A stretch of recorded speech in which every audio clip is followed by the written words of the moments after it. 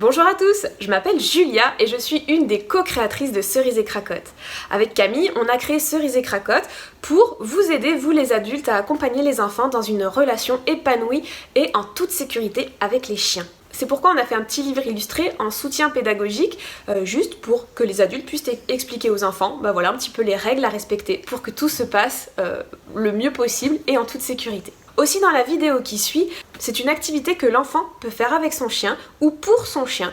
Mais toute l'activité est vraiment bien détaillée dans l'article de blog qui est en dessous de cette vidéo. Vous pouvez aussi nous retrouver en podcast, il y a un podcast qui sort tous les mardis. De la même manière, je vous mets le petit lien en barre d'infos. On vous souhaite un bon visionnage et surtout n'hésitez pas à nous rejoindre sur Facebook et Instagram où nous sommes très actives et où nous partageons beaucoup de notre quotidien. Cerise et Cracotte. Cerise et Cracotte. Cerise et Cracotte. Oui, Cracotte. Bonjour à tous, c'est Julia au micro et je suis vraiment contente de vous retrouver pour cette nouvelle activité. Cette activité, elle peut être faite avec un enfant, mais vous pouvez également vous la faire tout seul si vous avez envie de vous amuser et de préparer une belle surprise à votre toutou.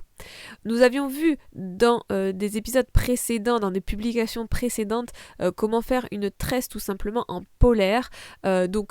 Dans cet atelier, c'est tout à fait encore possible de faire de la tresse, mais aujourd'hui j'avais envie de vous parler du Scooby-Doo polaire. Alors ma puce, tu me donnes ? Ouais, d'accord. Ce qu'on va faire, c'est qu'on va prendre 2 fois, donc là on a découpé dans la largeur d'une main, Est-ce que ça, et on n'a pas besoin? dans la longueur, on a pris nous à peu près combien de mains ? 1, 2, 3, 4 et 5. Voilà, on en a à peu près 5 longueurs de main. Et moi?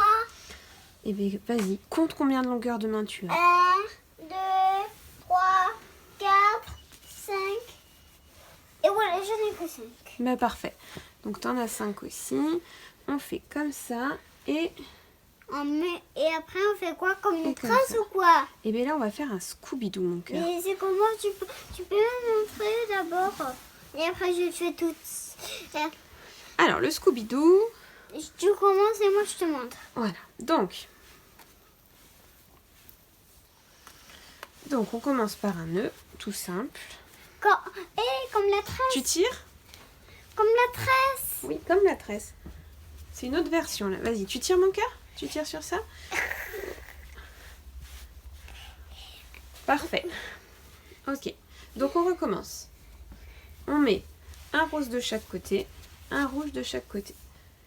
Donc, on a dit, je fais une boucle avec le rouge, une autre boucle ici.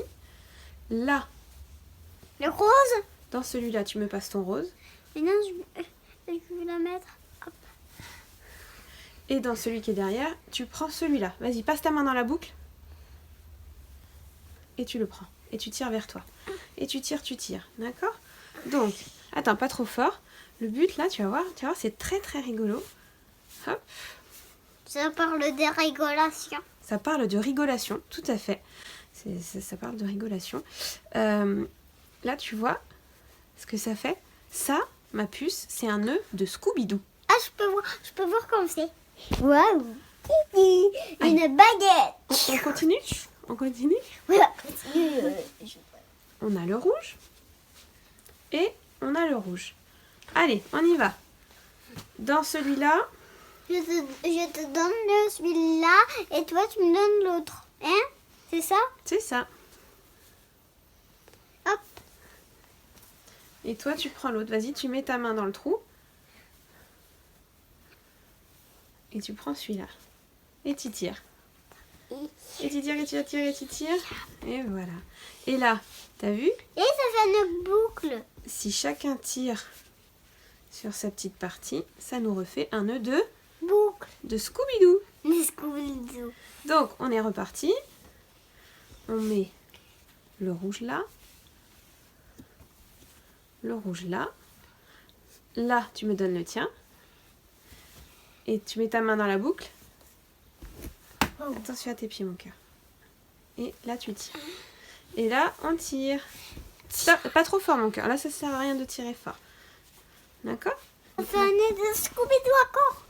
Ça fait encore un nœud de Scooby-Doo. Et tu vas voir que ça va nous faire un truc super rigolo. En fait, vous pouvez le faire avec de la polaire que vous pouvez acheter en grande surface à des prix assez dérisoires quand il y a des déstockages dans des magasins de tissus, mais vous pouvez également faire de la récupération avec des vieux pulls en polaire, avec des vieilles couvertures en polaire. Le truc le plus important, c'est qu'il va falloir que la polaire soit extensible et en général la polaire elle est extensible dans un sens et pas dans l'autre. Par exemple elle est extensible dans la longueur mais pas dans la largeur ou inversement.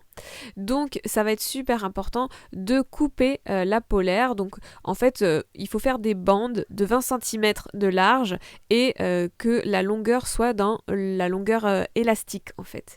Ça c'est super important pour la suite de l'activité. Donc si vous voulez faire une tresse, il vous suffira de faire 3 longueurs d'une largeur, moi je prends 20 cm de large et en long en général je prends 1 mètre, ça fait déjà une bonne longueur. Et donc si vous voulez faire une tresse, 3 bandes vous suffiront. Si vous voulez faire un Scooby-Doo, il vous faudra 4 bandes. Après, à vous de voir si vous avez la possibilité d'avoir des couleurs différentes ou si vous avez une seule couleur, mais c'est pas tellement ça le plus important, ça c'est juste pour vous faire plaisir avec les couleurs. En fait, une fois que vous avez vos 3 bandes, il suffit tout simplement de faire un nœud, de tresser assez serré et de refaire un nœud à l'autre extrémité, et ça vous donne ce qu'on appelle un tug. Le fait de le faire dans la longueur élastique, ça permet en fait au chien de faire de la traction dessus sans se faire mal, donc c'est super important. Pour le Scooby-Doo, c'est exactement la même chose, sauf qu'on va faire du Scooby-Doo.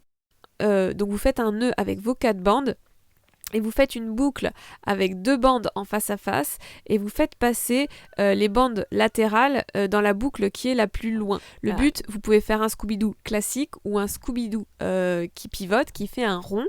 Voilà. Et donc une fois que vous avez terminé la longueur, de la même manière, vous faites un nœud à l'autre extrémité. Et l'avantage de ce tug, c'est que vous pouvez cacher des friandises à l'intérieur et donc le laisser aussi en jouet d'occupation pour le chien.